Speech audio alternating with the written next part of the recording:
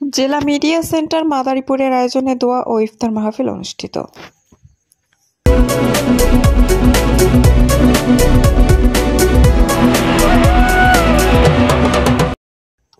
আসসালামু আলাইকুম।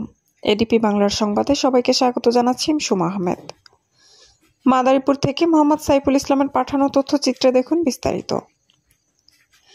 জমকালো আয়োজনের মাধ্যমে জেলা মিডিয়া সেন্টার মাদারীপুর এর আয়োজনে এ সময় উপস্থিত ছিলেন মাদারীপুর জেলা বিএনপি এর আহ্বায়ক অ্যাডভোকেট জাফর উকিল, জেলা বিএনপির যুগ্ম আহ্বায়ক অ্যাডভোকেট জামিনুর রহমান মিঠু, জামায়াতে ইসলামী এর জেলা আমির মুখলেসুর রহমান, ইসলামী আন্দোলন বাংলাদেশের মাদারীপুর জেলা সভাপতি অধ্যাপক আমিনুল ইসলাম, রুবেল মুন্সি, বিপ্লব মুন্সি, রোমান হাওলাদার, তুহিন হাওলাদার, সায়েম ব্যাপারী, মোহাম্মদ আরিফ মোল্লা, সম্রাট মোল্লা, বাবু খান, মনির খান, আবুল হাসান।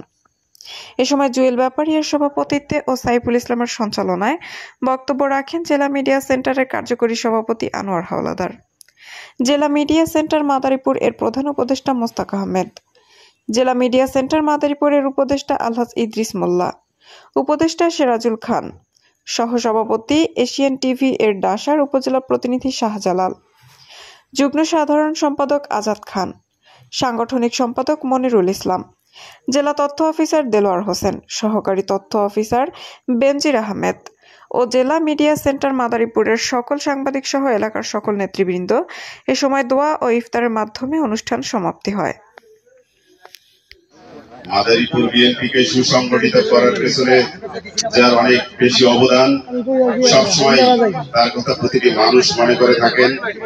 আগামীতে বিএনপি মাদারীপুর আরো এগিয়ে যাবে যার হাত ধরে।